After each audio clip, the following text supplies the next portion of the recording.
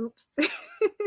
Happy Sunday, everyone. Welcome to my channel. Today, we'll be discussing physical disability and how it affects our mental health on a daily basis.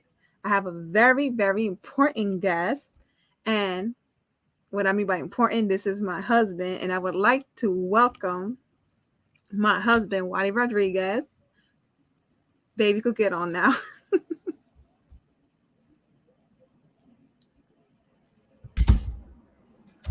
Hello, everyone.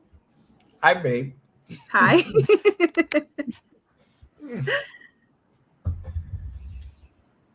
Happy Sunday, Tony. I'm Happy sorry if I don't go through Sunday, the comments. everyone. Babe, if you can from your end, try to check on put the comments live. Just know for anybody who's watching this video, please be aware this might be a trigger warning. I'm putting it out there.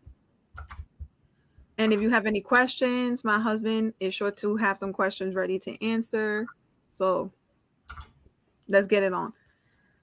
So Wadi, can you tell us a little bit about yourself? No. Okay. Um, my name is Wadi Rodriguez. I'm Dominican. I came at the age of 6 years old to the United States, and currently I am 36. I am married to this beautiful queen right here, along with two beautiful daughters. And what can I say? Awesome, awesome. I wanted to ask the very first question that I'm pretty sure somebody's gonna ask along the way. At what age did you start? Well, before I even ask that question, how was your childhood like? Well, my childhood was okay. It was pretty good until the age of 7. That's where I feel like my nightmare kind of started.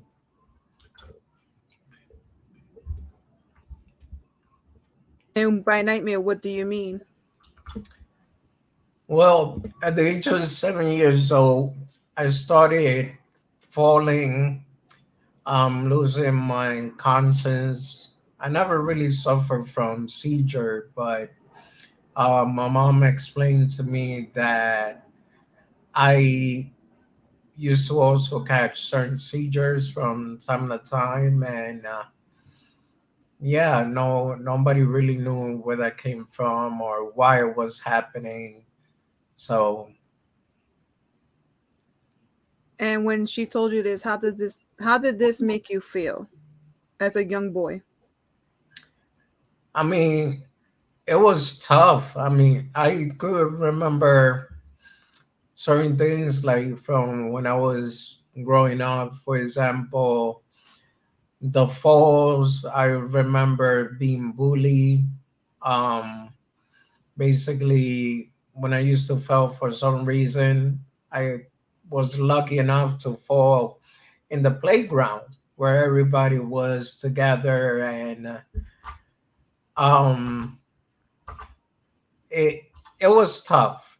For a long time, it was very tough. Okay, so regarding these seizures, did it affect you physically, permanently? Well, that's the thing. Even though the doctor didn't even know where the seizures came from, it just happened randomly. Um, like I feel that it was all part of Charcot-Marie-Tooth, which is the name of my disability, which it didn't come out to light all the way until I was like 24, which I got a muscle biopsy. Okay, at what age did you get this biopsy? 24.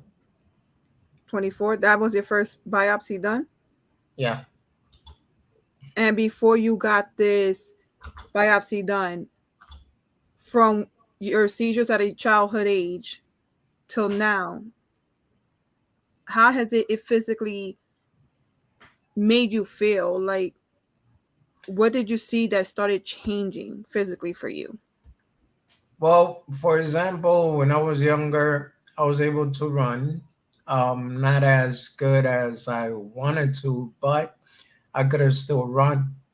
At the age of 8, around 8 or 9, I started wearing what they call leg braces or OFOs, and they, they were pretty uncomfortable.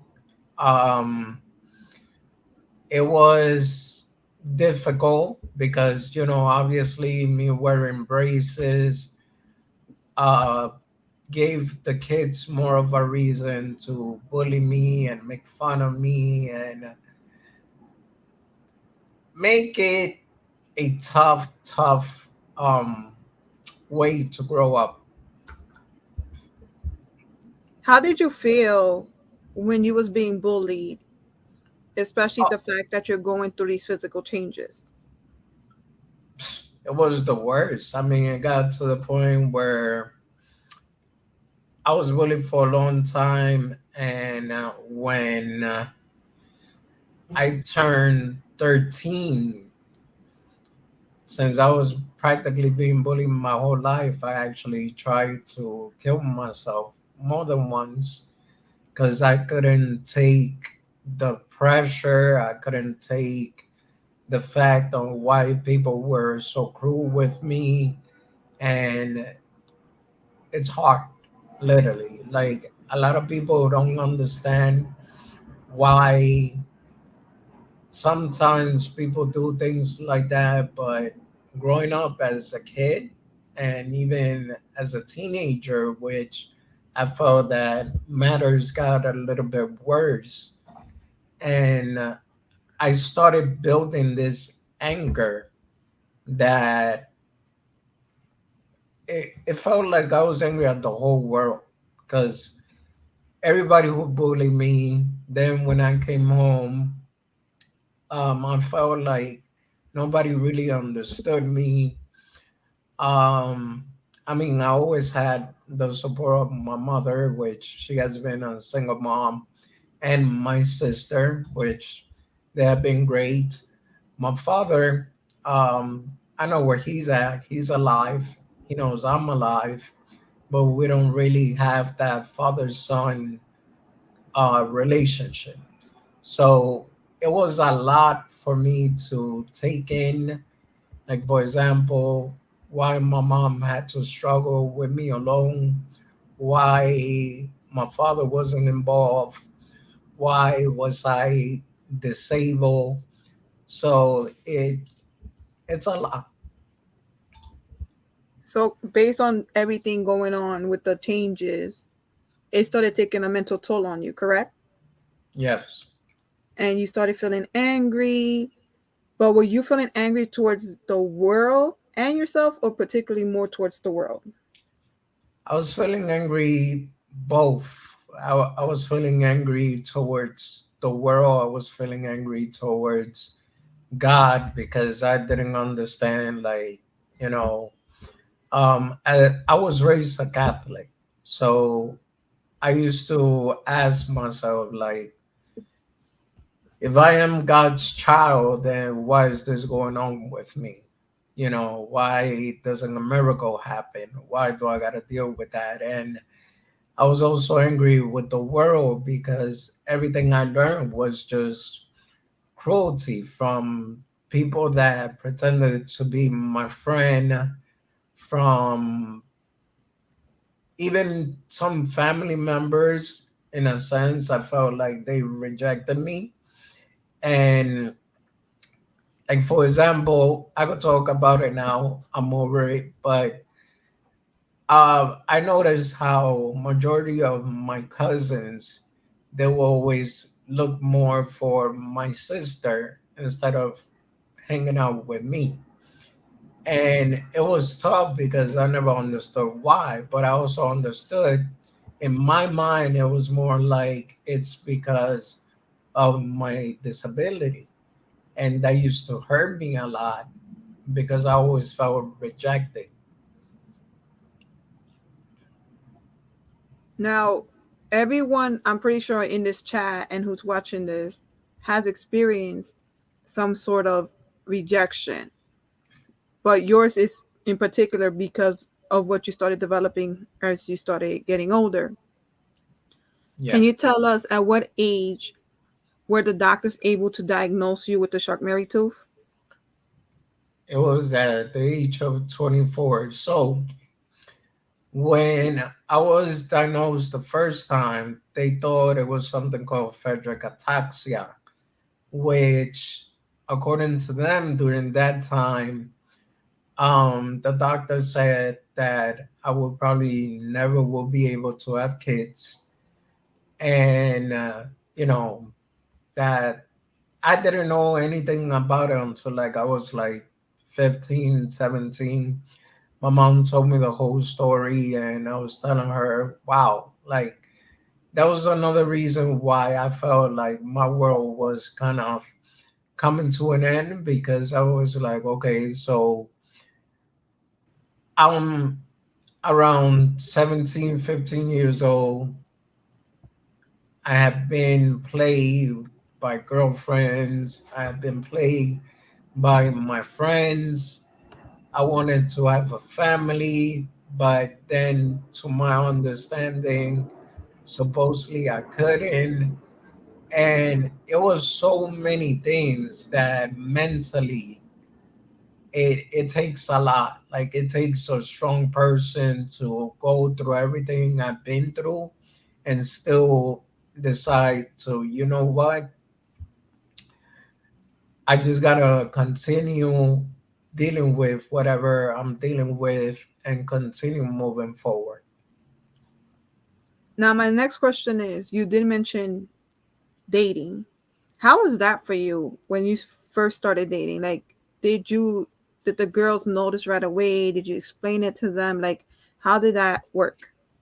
Well, it's funny. So the only thing is that it wasn't really a serious relationship. It was never a serious relationship. Even though I wanted it to be, majority of the girls, like in the beginning, I was able to talk to girls. I was able to get them to go out one day with me because they like my personality, charming, funny, and I was always able to be very understanding. Like I said, I was raised by a single mother, so, and everything was girls in my house even to today. So I got to a level where I understood women, and I understood what they wanted, what they needed, and that's how I was able to get into a relationship despite of the fact that I had a disability. But then it got to the point where all they started doing was like playing games with me. Like, for example, when I was 13, pretty embarrassing, but I had a crush on a girl in my junior high school. And this girl tells me, well, you want to date me? You're going to have to dress up every day until Valentine's Day. Yes, guys, I get it. I was a sucker. So I actually dressed up every day until Valentine's Day. I would show up in school with my tie on and my fancy shirts and fancy pants. And it was like, okay, so the funny thing is this: Valentine's Day comes, and when I finally go, I bought her some flowers, got her teddy bears, some chocolate. When Valentine's Day comes, guess what? She laughed at me and everybody else because I went over there all dressed up to give her her gift for Valentine's Day. And then guess what? Her boyfriend was like two seats down from me. So that type of thing I went through, and I mean, like I said, I'm over it now. But um, then it was really, really, really tough. I mean, I think we all had bad experiences, but yours is something unique and different from many others. I noticed that earlier you did mention that the doctors said that you weren't able to have children. How did this came to be? Like, what made the doctor like believe that that was a possibility? Well, see, according to them, Frederick ataxia, it's muscular dystrophy that it gets to the point where you become bedbound. So I didn't really look much into it, but to my understanding, um, I probably wouldn't made it to 25 without losing mobility. And what age you said this? They believed that you was not going to be able to have children. At what age they told you this? Oh no, that was when I was way younger. But by then, they didn't even do any biopsy. They didn't, when I did the biopsy, um, it's funny because the doctors were charging my mom $1,500, which obviously I have straight Medicaid and my mom wasn't really working. So with that, I used to feel like, damn, how am I ever going to find out what's really wrong with me if they're not willing to do the biopsy without us paying for it? So I thank God I met a good doctor. He was more or less around like 26, and he said, "You know what? I got you, man. We're gonna do the biopsy, and you don't gotta pay a single dime."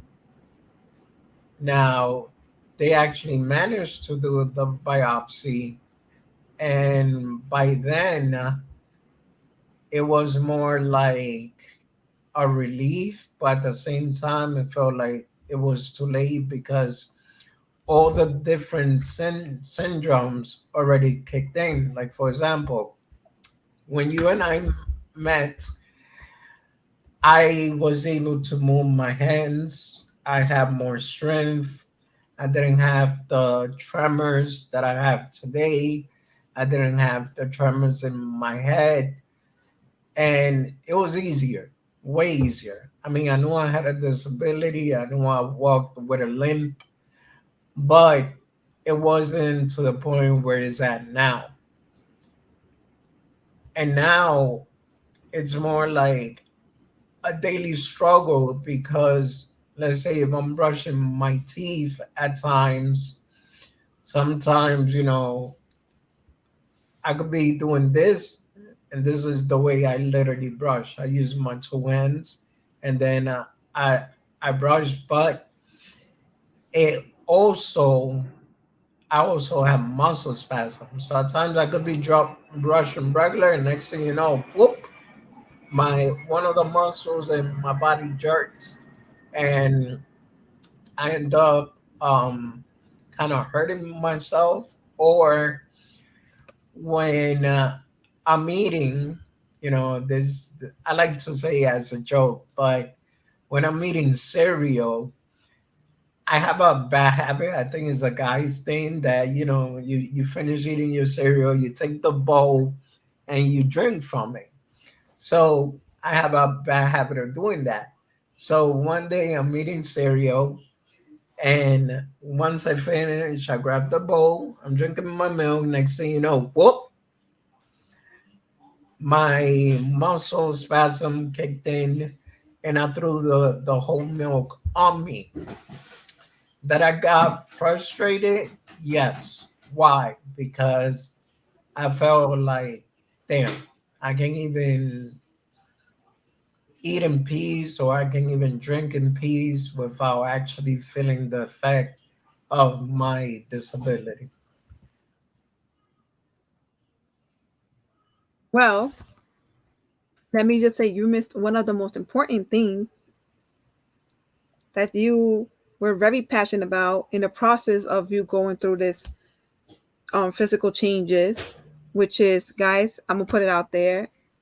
Wadi was a very well known wheelchair basketball player, and I'm surprised he didn't mention it. I did. I did attend one of his Well, games, and let me tell you, I've never seen a wheelchair basketball game, and it was one of the most fascinating things I have seen in my life. I kid you not. They're just as competitive as the people you see in the actual games. It's crazy, but it's so different and so fun. Can you give us a little bit more description on that? Like, did you join the wheelchair basketball team to help you motivate you and get past the fact that you're going through all these physical changes, the fact that it's also affecting your mental health because you're yeah. going through these So changes? basically, this goes back to the story. Like, for example, when I kept on being bullied at school, it got to the point that one time this kid came out of nowhere, tap on my shoulder. When I looked back, bam, comes and punched me in my eye. So since I was tired of people bullying me, that day, like I said, I already had so much anger built up inside of me that that day I literally got off my wheelchair. I took a chair and I threw it at him. So by me doing that, you know, he didn't get in trouble, but I did. That was the funny thing. Now, with all that happened, not to mention his brother, a week or two down the line, I just finished having surgery, and he came and twisted my foot with a cast on. So all that happened in regular high school, they removed me from the junior high school, and they put me in a special school called Westchester School for Special Children. Now, when I went to that school, it was also kind of different for me because there was a lot of kids with disability, all types of disability, and they had a wheelchair basketball team. Now, that's one of the ways that I learned to deal with my anger because I used to look at everybody around me and I used to say, wow, like, why am I complaining? I mean, you met Lewis, you met Ray, you met Angel, and all of them. They're great guys. They're literally wheelchair bound, but they always had a good positive attitude. And I learned how to be like them. Like their positivity kind of rubbed on me. And that's why today I'm able to be a positive person, even though I still struggle and it is hard at times. But yeah, wheelchair basketball, I decided to be a show off. I became MVP. I became team captain. Um, I was the guy in school that every girl wanted to be with because of the basketball team. And yeah, I mean, I have, I think I have a lot of plaques and medals, and I still got this trophy. Ah, Yes, he was a champion. I kid you not. He was very good at playing wheelchair basketball.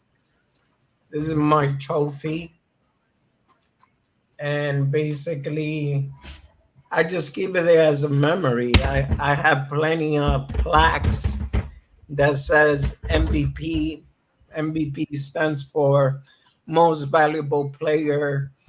Um, Medals. I also went one time into the wheelchair Olympics, and thank you. Wheelchair Olympics is funny because we did wheelchair racing, and that takes it's every summer they do it every year.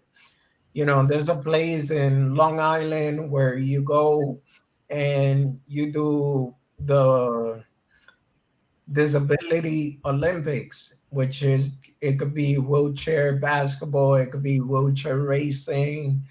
They even have something called club throw, which I kind of cheated. I'm not gonna lie. Um, so my disability, the muscle weakness, it's slowly recessive, means it's slow, but it progresses over time. So when somebody came and told me, "Hey, can you throw a club?" because they saw my hands, they was like, "I don't know, I could try." So I took the club and I threw it, and that was the furthest freaking throw for a disabled guy. And I won a first place medal for that. I'm sorry, I gotta clap it up. And how did this make you feel? I mean, I that's when my self-esteem started building up a little bit. That's when I started being more positive towards life. Like I said before, all that it was different. One thing I used to hate because due to the fact when I tried to kill myself, I had to see a psychiatrist, and when I saw the psychiatrist, he had me on meds. Now, the medication part used to give me a different reaction. Like, literally, I used to act like a baby. And my mom had to carry me. Imagine that. I'm 12 years old. She carried me like I'm 2 years old. And one day I decided, I don't want this. I don't want to be taking medication. I don't want to be walking around like a zombie. I just didn't feel right anymore. So at the age of 15, I decided and I told my psychiatrist, look, I don't want to take these meds. I am doing way better now. I have more control of myself and my temper. I'm not going to hurt myself. And the doctor said, you know what? I'm going to give you a month. And that month, I did extremely great. I did way better than what I ever did with the medication itself. And ever since then, I never taken a depression pill since. Literally, that's why I'm a firm believer that yeah, some people really need the meds. Some people depend on the meds, but I feel like it's not really necessary. I mean, walking around angry at the world, it was like I had a wish death, a death wish. And well, there goes Deshaun, one of my best friend, also helped me made it through a lot, which are another positive person in my life that between him and his brother, um, I met them when I was 11 years old. So I saw them in the hallway. I was just new in Harlem. So I told them one day, hey, you guys don't gotta sit there. You could just come to my house and wait for your mom there. Now, their mom was very strict, but long story short, Um, thanks for me, thanks to me having that nice gesture, I actually managed to have like 25-year-old friendship with all three of them. So if anybody knows me better than my mom and my wife, it will be the three brothers, Deshaun, Levon, and Arsenio. And I've known these guys myself, and I've noticed, and I could speak on this. These are three very humble young men, and let me tell you, I could guarantee you that they have been one of the most supportive through anything and everything what he has gone through. I kid you not. Friendships like that don't exist nowadays, sadly. But these guys are literally his right hand men. And it's like they're a flock. When they're together, it's a flock. And the laughter I see coming on Wadi's face when he's around them, you know, Wadi's an amazing person. If you don't know him personally, Wadi's a very charming guy. You know, don't let his disability, you know, confuse y'all. I'm telling y'all, Wadi's very charming. He's very charming, and I'm happy. You know, you had these guys help you through the process and not make you feel like an outcast because society is very, you know, toxic. They're very judgmental. Um, I did wanted to ask the shark Mary tooth. What have you learned about it when they first diagnosed you with it? When they finally told you this is exactly what you have? Like how that made you feel? Well, I was happy because I actually finally had a real diagnostics of what was going on with me. And, but then I found out, lucky me, I got the rarest type, Charcot-Marie-Tooth 4D, which is extremely rare. There is Charcot-Marie-Tooth A, B, C, D, A1, A2, B1, B2, D, and 4D. Now, m- the only bad thing about that one is like, for example, I know it's not life threatening. That's the best part. But it's still slowly recessive, which is what I was saying, progressive. Now, over time, eventually, and I have been noticing that um, my tremors, I've been noticing that they're getting worse. Like, for example, I didn't have this tremor in my head. If I try to stare, my whole body kind of starts to shake. And that's why I'm always moving or always doing move action so it wouldn't focus just on my head. And basically, the good thing, like I said, is not life threatening. But then when I found out there's still no cure, ah, that was the hardest part. You know, when I met you, even being a father, there's so many things I want to do and I can. And it makes me feel like crap, but at the same time, I was on this thing, that unfortunately, there's nothing that I know of that I could do.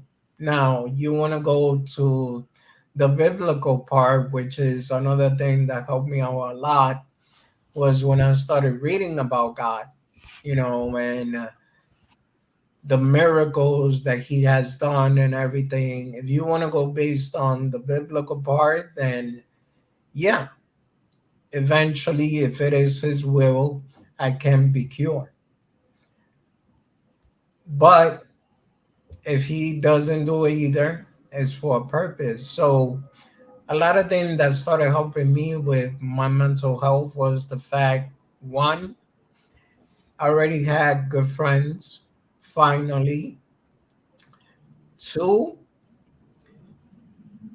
I met you. I was able to have a family of our own.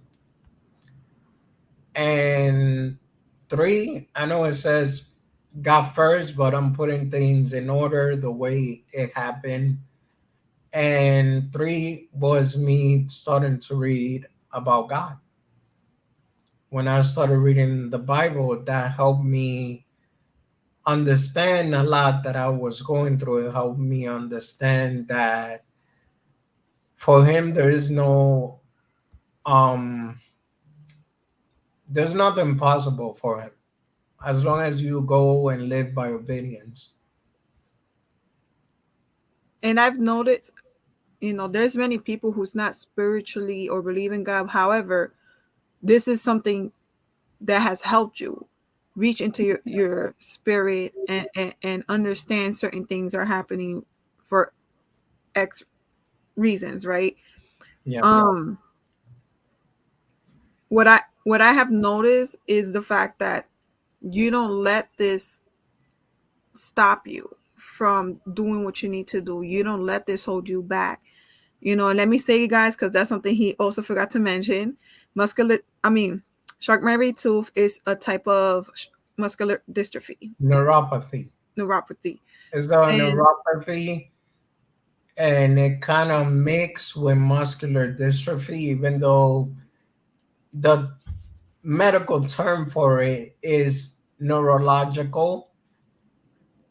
It has to do with my brain, my nerves, and everything, but it affects the muscles. So I also see as a this muscular dystrophy.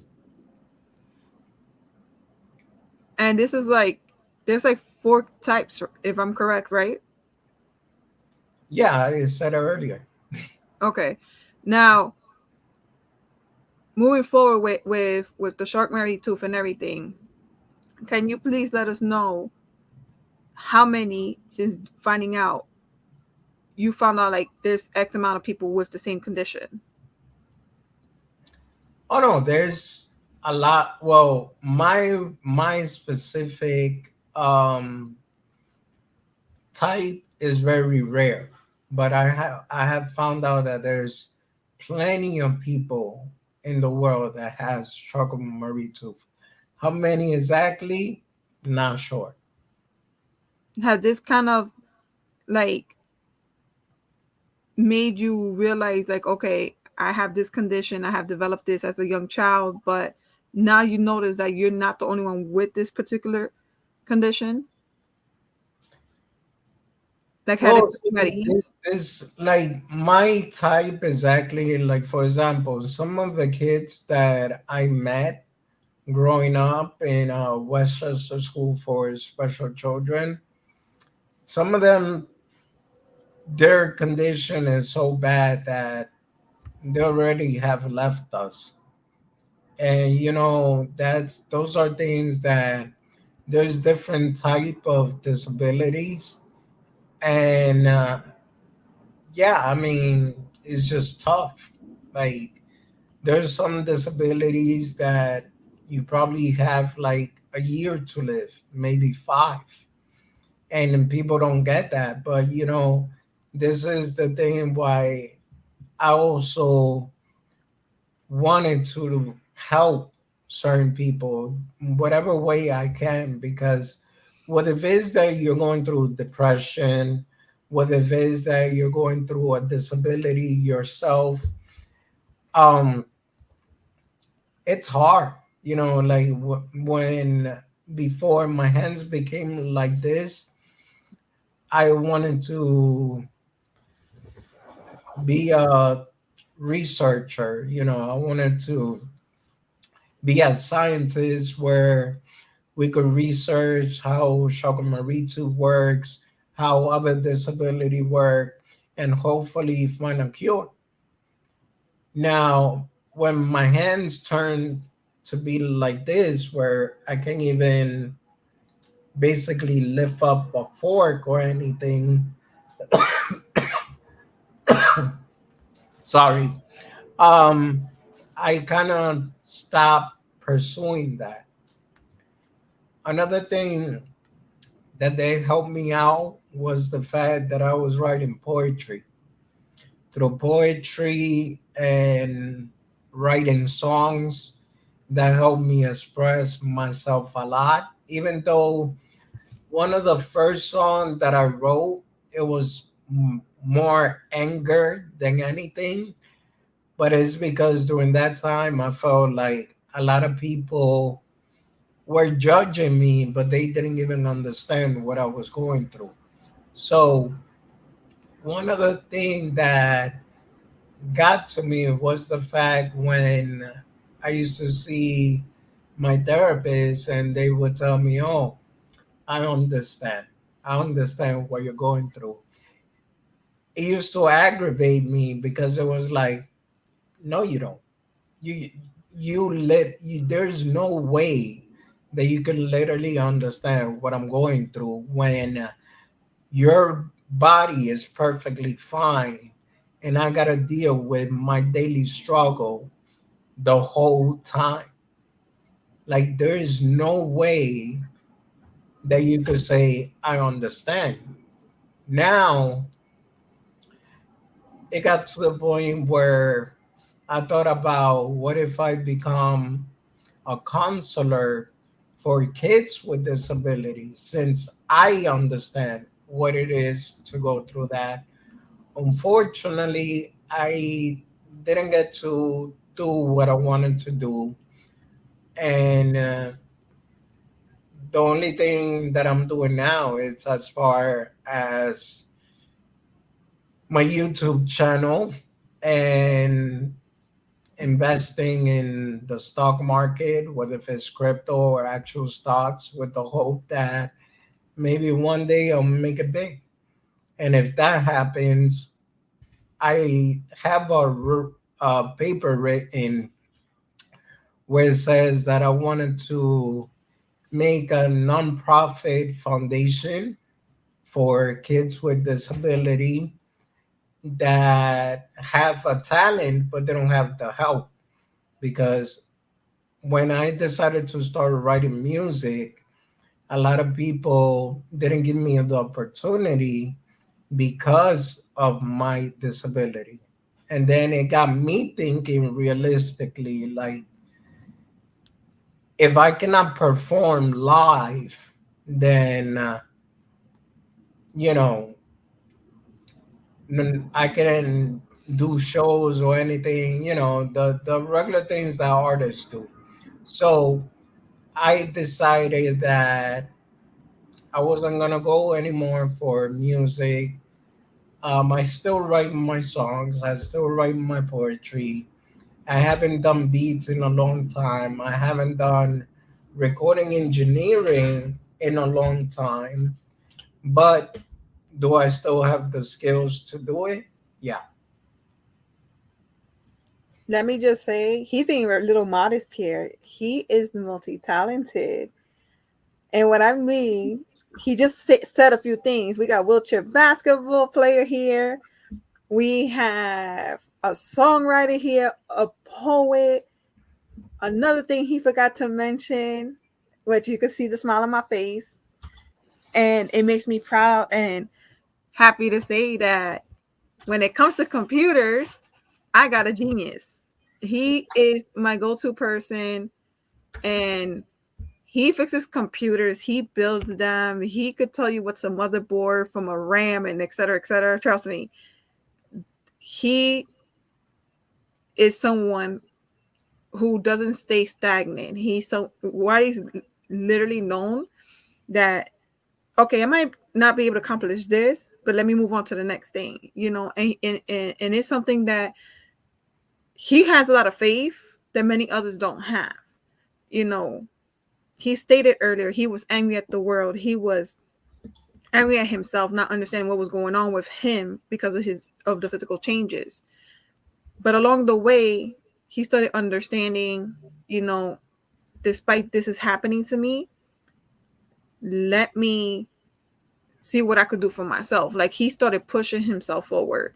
That didn't let him just sit there and be like, be miserable, you know. And this is why I say um today's title is basically physical this, you know, physical limitations and mental health. Why? Because sometimes for some of us who can't do something, we start feeling angry within ourselves. Why did he clearly said that himself? He was angry. He was even angry at the fact that someone said, oh, I understand you. How can you understand someone if you're not in their shoes? You know, it's hard, you know. And Wadi has shown a lot of strength over the years. I've been a witness of that. I've been by his side since, you know, since day one. And let me tell you, I've seen the ups and downs of Wadi. I've seen things where I'm like, I admire him because there's so many people who's capable of doing things and they just choose to, I don't know, I guess they stay um they're scared of failure or whatever the case may be. But Wadi just motivates others to want to continue pushing forward. You motivate me, Wadi. I don't know who else in this chat you have motivated. I'm pretty sure you have motivated other people. You know, you're such a role model. I don't want you to ever think, and I'm not saying this because I'm your wife. I don't want you to ever think you haven't made some impact on me as a individual, as a man, and everything. Because yes, there's a lot of challenges you have went through. Yes, doctors have gave you false diagnosis because they didn't do the proper examinations and tests. However, look how much you have accomplished. You know, look how many people you have touched and motivated. You know, look at your daughters. Well, our daughters, because they're not I just was yours. gonna say not yours Let me anymore. just put it out there, guys. Our No, daughters. no, no, it's okay. You said my daughter, so it's okay. I'll take them. Anywho, look how much love they have for you. You know, they always talk to you when they can't talk to me when I'm having a bad moment. You know, they talk to you. They love you. They love making jokes with you because you're the clown of the family. Literally, he's the clown, guys. Literally, I'm more like the serious stern one, but what he's literally like the clown. And he has such a relationship with people.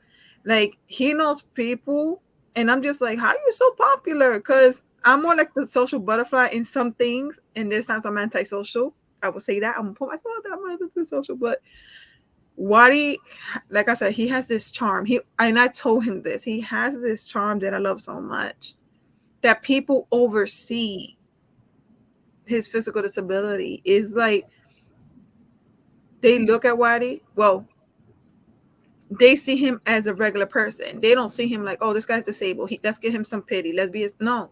They see Wadi and treat Wadi as a regular person, you know.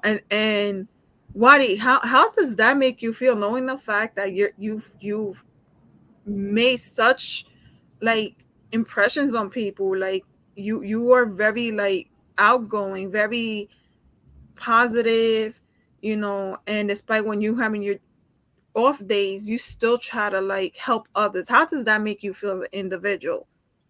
I mean, it makes me feel great. Like one thing that I decided to do was that, because like I said before, when I was younger, I went through a lot. I've been through a lot.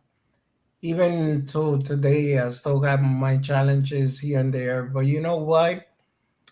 I told myself, what good is it gonna do for me to be angry? What good is it gonna be do? Is it gonna do for me to hate myself because it did got to a point where I used to look at myself in the mirror and I hated it. I hated it because I felt like I can't work. I started questioning God. Like I know I wanted a family, but why did you give me a family if I cannot provide the way that I wanted to? And it was a lot. But then it got to the point where I decided, you know what? Away with all the negativity, positivity, full mode. No matter what I'm going through, no matter if I'm having a bad day or not, if I'm having a good day, no matter what. I want to inspire people. I want to motivate people. I want everybody to know that they can do better, that there's always somebody out there willing to help you despite of whatever you're going through. A lot of people say, oh no, they're really everybody is out looking after themselves and that's it. But that's not true. I have helped out plenty of strangers, God knows that, just out of the kindness of my heart, because like I said, I've been through a lot. My mom, I mean, I'm not rich either, so don't misunderstand this But when you're I, rich in spirit. Always remember that yes, you are spirit, rich in yes, spirit. yes, in love and abundance, yeah. But money wise, no. But you know what? I'm the type of guy that if I have $10 in my pocket, if I see somebody that doesn't have food or ask me for food, I don't care. I'll give them my $10, or I'll go, because over here at times they ask for food, but it's not really for food. They want to use it to use substance and stuff. So I go with them and I tell them, hey, look, if you want something, I'll buy it for you. One day, I was even laughing because I'm at a chicken spot and this guy comes in and he tells me, hey, can you get me some food? I'm like, yeah, not a problem. So I tell the guy, just give him what he wants. I got called lovely. This guy says, I'll be back. And I thought maybe, I don't know, went to use the bathroom or something. He come back with his girlfriend and he's asking her, babe, what do you want? The guy already paying for it. I'm like, okay, but you know what? I paid for it. At the end of the day, I did told him whatever you want, I'll pay for it. So, but I just found that to be funny. And yeah, just being positive and staying motivated and being a motivation to other, that's just my main goal now, to help others whatever way I can. That's just my overall goal. I feel like that is my mission in life. I feel like that is something that I can do, no questions asked. How you pay for it, bro, and you pay it forward. Yeah, Deshaun, definitely. And I don't know, like that's just me. I I like to help people, whether people believe it or not. I like to help people. I do it out of the kindness of my heart. I don't expect anything back ever. I know usually people say nothing is free in life, but there's certain things that it's worth being free. It's worth you being kind. It's worth you being positive. It's worth you helping others, because at the end of the day, whether you believe in God or not, but that's the person that's going to reward you. Amen to that. I did want to ask, is there anybody in this chat that's watching that have a different question? What very open. Don't be scared. Don't be shy. And by the way, I want to say hello to everyone that's in the chat. I apologize if you said hi earlier. I didn't mean to ignore it. I just didn't want to interrupt. So let's see right here. Uh we have quite a few. Feel free to type in your questions. Yeah, I'll take questions too. DNA, MK, Tim Shea, Tony, um, Bernie, Shaman, Lazy Jedi, Bengo, Tyler Crypto. Let's see, Aubrey Graham, That's Bernie's old account. um, Deshaun, Marty. Oh, babe, we have a question. Uh, Wadi, where do you see the project in 5 years from now? What project, bro? I guess he's talking about crypto. Ronnie normally asks this on AMA. Well, my project of life, see it, I don't know, helping millions, hopefully.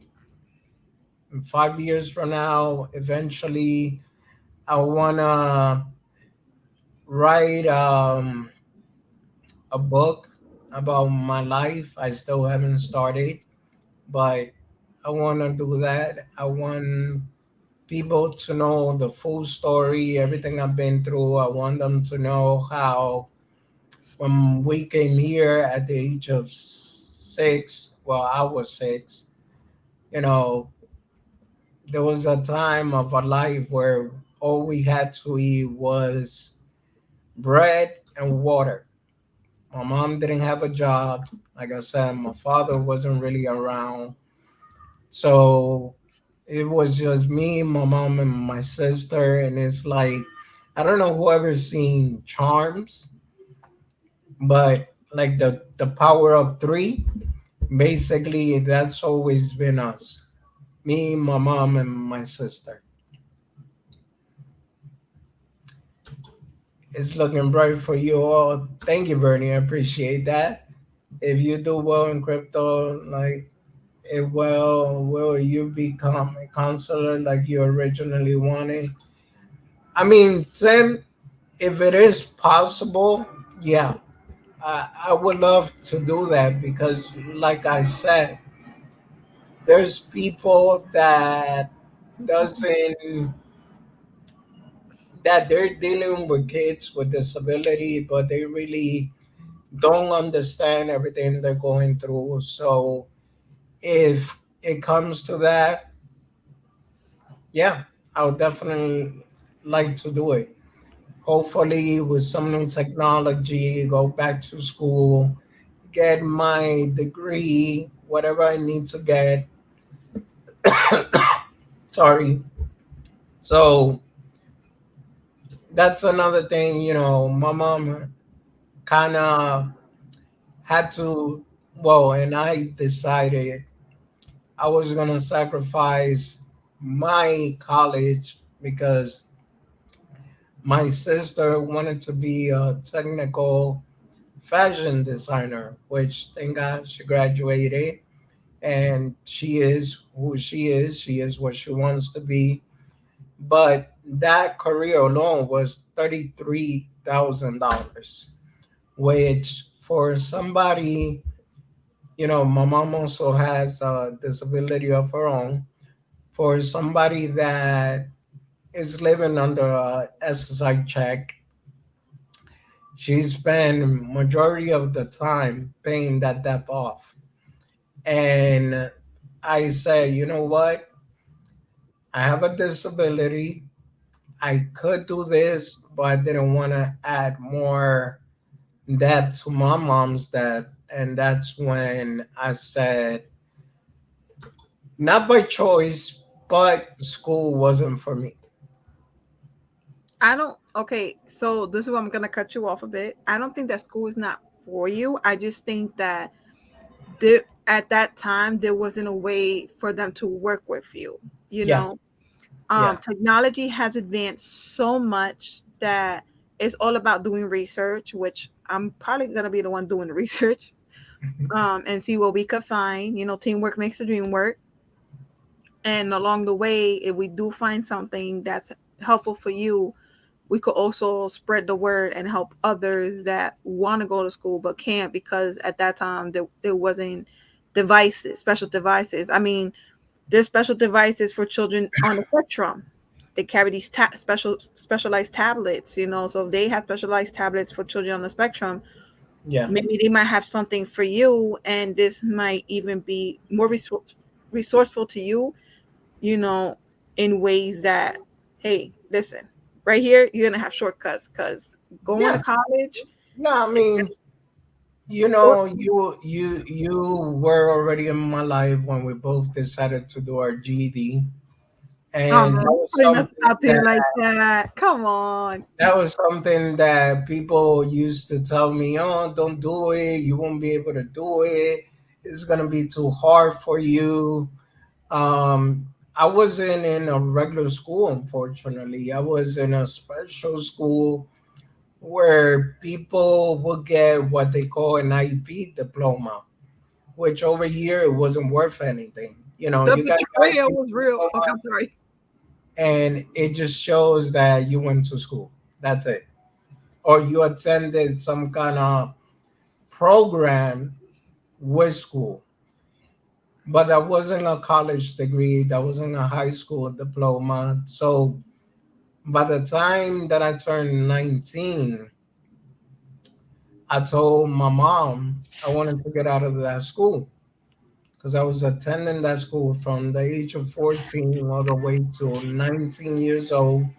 And I left the school and I decided to take my GED, and I actually accomplished to get it. All So, right, guys, this is where I'm gonna step in. yeah. I have a confession to make, and I don't care what shade comes my way because I'm gonna smile and laugh about it. So, why did he pass the GED and I'm the one who failed? I was stuck retaking the damn exam 3 months later. And listen, I was like, are you kidding me? But it made me happy knowing the fact that he accomplished something that everybody was like, you're not going to do it. You're incapable of doing it and achieving it. That's what made me happy for him. Like, screw that. I could have still been taking the GD for 3 years for all I care. As long as Wadi accomplished something that he was passionately about achieving, that's all that mattered to me. So, guys, despite whatever you go through in life, as long as you got somebody by your side, whether it be your mom, your dad, your sister, your brother, your friend, your partner, whoever it may be, as long as you have somebody willing to push you forward, take a chance, and come on, guys, we got to keep this going. We got to keep being supportive of one another. And then the sirens that we could hear from outside the window. But guys, Perks, honestly, perks of living in projects. Welcome to the hood. well, that too. But guys, if you don't have any other questions, we appreciate you watching. Bernie, Tim, for anybody who stuck through from the start of this episode, I'm honestly honored to have you guys here. One thing I would like to say is please be mindful what you're gonna say and do unto others, because you never know how they're gonna handle it. I don't care if they're smiling in your face and laughing along with you, but you don't know how they'll handle it once they get behind closed doors. Be very mindful, guys. You know, just know that we are human beings. We handle things different ways, so just be mindful what you say and whatnot. Wadi, would you like to say any final words? No, like I said, thank you everyone for supporting my wife. Thank you for being here. Thank you for taking the time to listen to my story and spit on. And I mean, like I said, just stay positive. Try to help as many as you can. And whatever you're going through, do find somebody to talk about it. And if you can find somebody that's going through something similar to what you're going through, even more helpful. And just be kind. Literally, it doesn't cost. I mean, it'll get you a whole lot, and it doesn't cost anything in life. He said it. And It doesn't thank cost anything to be kind. thank you, babe, for having me on your show. It's always an And honor and pleasure to have you here. we have one of the brothers in the house. Hold on, Levon. Oh my gosh, that's Oh, one of the be other guys. nice. Let's go. What's going on, bro? That's Levon, which is the youngest brother of the three brothers that I said. No. Jedi said them and Bernie is glistering with. Oh my goodness. I mean, listen, it doesn't hurt to laugh on this. All right. We gotta make something funny here, you know. Oops. Sorry guys. I'm just honestly hurt that I can't play music on here. I have to find music next time. Um if anybody else have somebody, or if you're interested of coming on board with me for episode 3, which I don't know what's gonna be about yet. I will keep you posted on Twitter. Feel free to message me. I'm open to ideas. I'm open up to just about anything. What's up, Levon? Um, just know I do have something coming up soon. It's in the works. It's in the talks. What's up, Legal? What up, Leo? Legal, I don't know if you were here, but do you have any questions for Wadi? Okay, so we're gonna coordinate on a date. Usually I'd stream on Sundays, but if it works, if it doesn't work for you, you can let me know.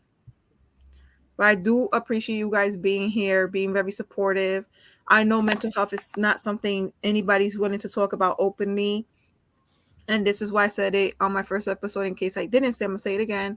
This is why I put myself out there first, because it's something very, you gotta be cautious what you say at times, because people will use it against you, which I'm very aware of. However, God is within me. I will not fall. That's my favorite verse. I don't care, and I have my supporters. Some of them are working right now. And who is ignore? Tony es temprano, es Tony, babe. Lego. Oh, really? Either it's Tony or it's Bernie. This at this point, I don't even know what to think. These all accounts. Yeah, No, but that's honestly, it's Bernie. Yeah, I figured. yo. But honestly, guys, I honestly love you all.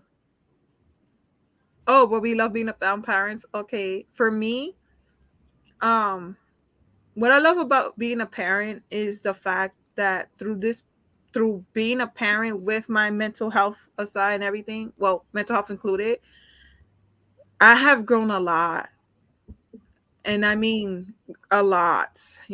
I didn't want to carry certain things from my childhood onto my daughters, as far as like passing certain traits that how my mom was with me to them. So um Levon, who's here, Deshaun, I don't know if he's still in the chat. I'm very an outgoing mother.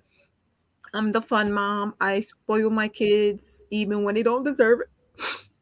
But they're my babies. My daughters are my little princesses. They're my everything. They're my world. I want to give them everything I didn't have growing up. On a side note, I'm gonna put this out there. Not that I want to, but this is what I mean. What I want to give them everything I didn't have. Part of my childhood, I grew up wearing the same clothes over and over. My mom was a single mother. She developed diabetes in her late 30s, if I recall. I was a young kid, so don't mind me. I really can't recall. It's somewhere along the late 30s. And unfortunately, she couldn't work no more. She was living under Social Security income.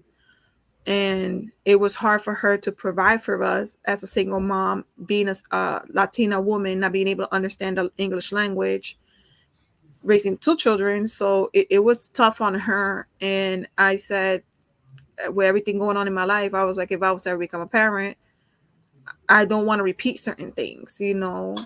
if anything, I want to be a good mother as best as I can be, being as positive, being as a supportive mom. You know, having my girls have a relationship with me where they're able to express how they feel whenever something is wrong. You know, and that's something that is a daily thing to work on, because it's not easy for children at times to open up to their parents about certain things. So this is something I enjoy about being a parent, that I could be their friend as well. You know, as long as I don't forget I'm their mother first. But yeah, so why do your turn? Well, the best part of me being a father is that literally they gave me a reason to live. They gave me a reason to continue being strong and doing everything that I have to do for them. Like I said, I was raised by a single mother too. My dad was never really around to this day. I know where he's at. He knows where I'm at, but we don't have a father son relationship. So instead of, you know how there's some people that they say, well, I'm a bad father because I didn't have a good father. I think that that's a choice because I'm an excellent father, not to praise myself, but because of the fact that I didn't have a good father. And I know how it is to grow up without a dad. So I try to give them everything I can. Everything I do is for my family, it's for my wife, it's for my daughter. And one thing that I keep telling myself, if God forbid, not saying that it will happen, but God forbid, my disability gets to the point where I have to be bedbound, but at least by then, I hope, whether it's through crypto, whether it's through my channel, that I'm all the way at the top where I could just be at peace because I don't got to worry about them missing anything if the money is already there. Now, I enjoy every moment of it because, like I said, my girls, they're clowns just like me, which at times Sonia gets upset because we clown around too much, but they are our everything. Literally, the only reason that I feel that I need to continue not giving up on myself is because of my kids and my wife, obviously. Yay! So, long story short, at times I do go to the gym. Well, even though they closed one down and they closed the one that was next to me, but I kept on telling to myself, I know that my legs are getting weaker, but I at least want to be able to do a father daughter dance. Not like everybody else, but I want to be able to at least do that once, whether it's with both of them or with one of them. But I want them to experience that.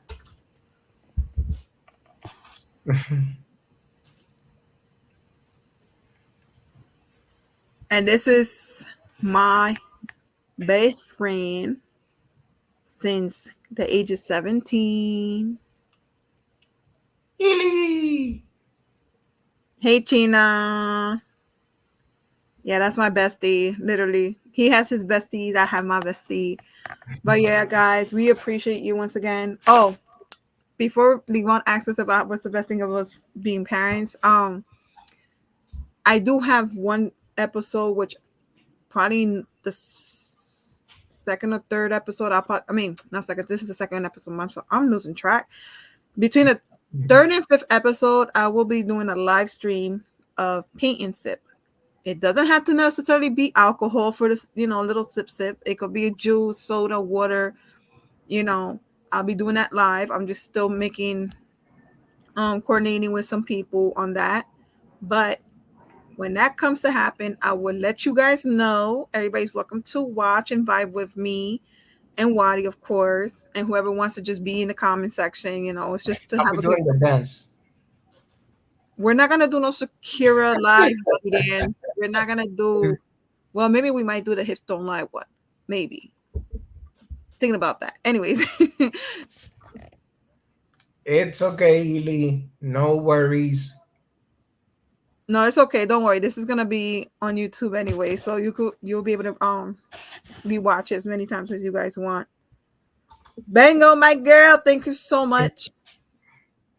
Such a sweet soul. I love Bengo. Anyways, guys, once again, thank you for coming. It is Sunday, and I know a lot of you are either working or got your own stuff going on. But once again, thank you for taking this time out for me. Thank you so much for taking this time out for Wadi and hearing us out. And I look forward to having some of you on my channel, even if it's not about mental health. We could just talk about anything. We rate terrible music, movies, and other things. All right, babe, you know how to mess with the exit. All right, well, ladies and gentlemen, thank you for being here, and we will catch you next time. I am still working on her outro, so in the meantime, have a blessed day, everyone. Thank you. And goodbye.